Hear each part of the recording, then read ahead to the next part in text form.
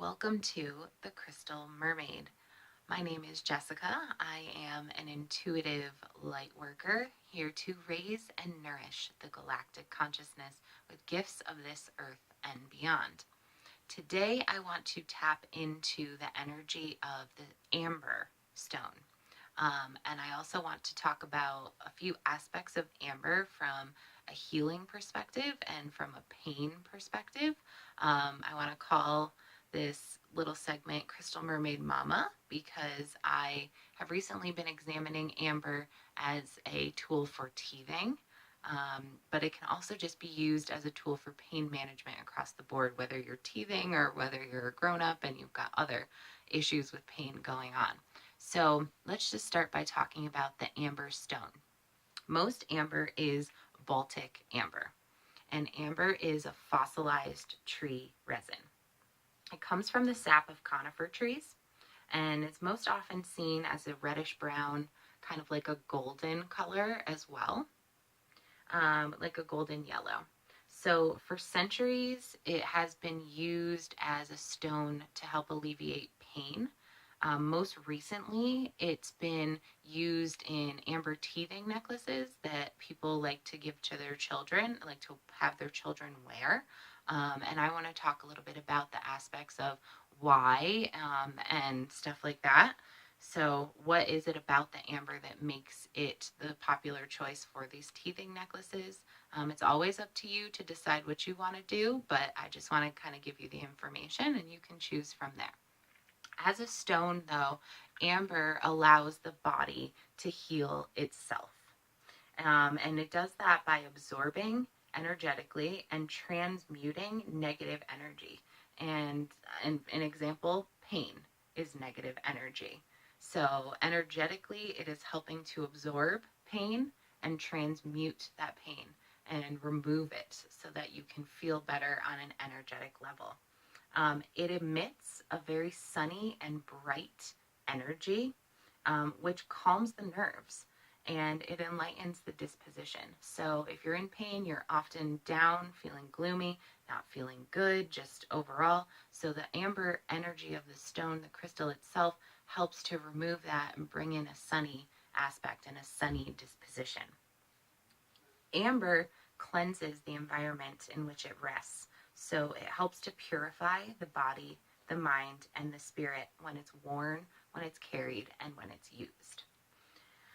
As far as teething goes, amber contains something called succinic acid, and I will spell that for you. It's succinic acid, so that you can do your own research. And that's actually derived from the Latin word sucium, which actually just means amber. So pretty straightforward there. It's a very popular stone for babies and adults for its potential pain relief benefits. So why do we think that the succinic acid and the body have pain relief benefits? Well, in theory, body heat releases the oils in the amber, which contain the succinic acid. This then gets, in theory, gets absorbed and helps to ease pain. So here's the truth of the matter behind that theory, though. The temperature that's required to release the succinic acid in the amber is much higher than body temperature. So the average body temperature is like 98.3, 98.6, and the succinic acid takes a much, much higher temperature to be released in the oils. So, technically speaking, even if your child was to wear a piece of jewelry or you were to wear a piece of jewelry around you that contained amber, the chances of those oils actually being released is pretty low because your body temperature would have to be very high. Now, we do not want children, babies, to have amber in their mouth. It is not a teething tool. It is not something that's meant for them to hold in their mouth. Even if it was, your saliva isn't necessarily going to be strong enough to break down the oils and get that acid released. But number one reason, we don't want anybody to choke. So do not use amber as a teething tool. if you're going to use it with your child or for yourself, it's best in a piece of jewelry so that you can use and utilize the energetic effects of the amber to ease the pain. Now, something I like to do with my child, because he is teething, I like to take under complete supervision. Never, ever, ever do I leave him alone with the amber. I will take a piece of amber in my fingers and I will run it along his mouth and along his jaw. And I will run it where his teeth are coming in, or even in places where the teeth aren't going to come in yet for a while. And so by doing that, I feel like I'm releasing the energetic properties and the metaphysical properties of the amber, helping to soothe his pain. And you know what? There isn't any reason to say that me running this stone along his skin doesn't feel good too. Perhaps that in itself and the attention that I'm paying to him in itself has a soothing property to it. So I don't have a teething necklace for him. I don't have a teething bracelet. If I was to have something, it would be a teething anklet because he cannot reach his feet right now. So I feel like the risk of him choking on it is completely reduced by it being around his ankle. If he was old enough to have the ability to reach down and grab an anklet, I would only use it on him under complete supervision. I would never leave him alone with it on. I would never use it during a nap time when he wasn't supervised, and I certainly wouldn't use it at bedtime when he's not supervised and when I'm sleeping also. So I want to throw those elements out there. If you are looking for an amber teething necklace, I don't necessarily have any sources that are better than others, but I do know that you'd want something that's really stable and secure and that is really like tied onto the string really, really well so that you know it's not going to break.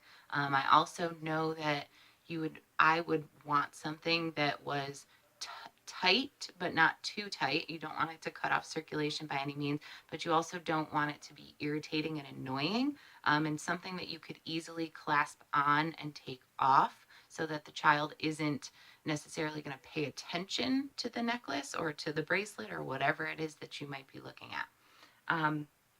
So that's my thoughts on the amber as far as the teething necklace aspects go. Why do we use succinate acid? Like how do we use it and why are we using it? So there's a lot of vitamin supplements, heart medications, topical creams for arthritis that actually have the succinate acid in them, and they do help alleviate pain and take care of certain physical ailments. On top of that, it's been used for centuries in Chinese medicine. And succinate acid is an anti-inflammatory.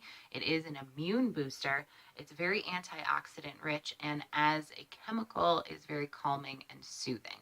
So there are reasons why the succinate acid, that whole theory exists, but it's up to you to kind of make your own judgment call as to what, how far you want to go with that aspect of it as far as it being it alone being something that you can use to treat pain, or should it just be something that is a complementary to whatever else is going on? So I'm not going to say it doesn't work because obviously I am a believer in the energetic and metaphysical properties, but on the physical aspects, the theory just doesn't hold up to me because the body temperature just isn't there to release the oils to get the acid out and get it into the body.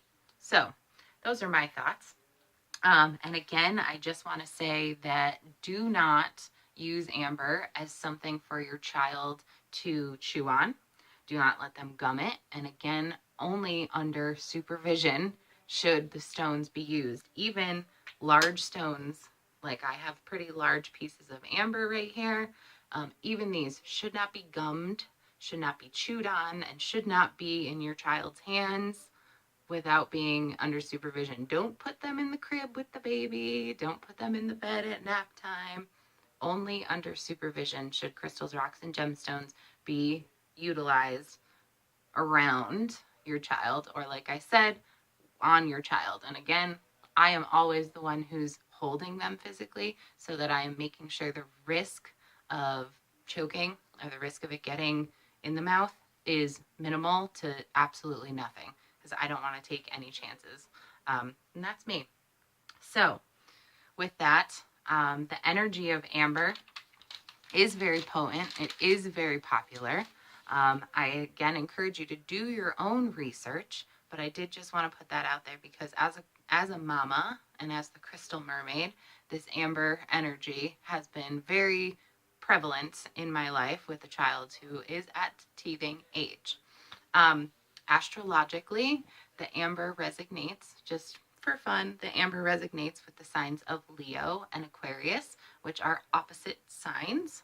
And it does resonate with the number 3 on a numerological standpoint. So, it's a little fun facts for you there. Anyways, thank you for joining me here at the Crystal Mermaid. Thank you for tapping into and learning about the energy of amber, crystallized, fossilized tree resin, again from the sap of conifer trees. Step into your light and let your colors shine bright. Thank you for joining me. Aho.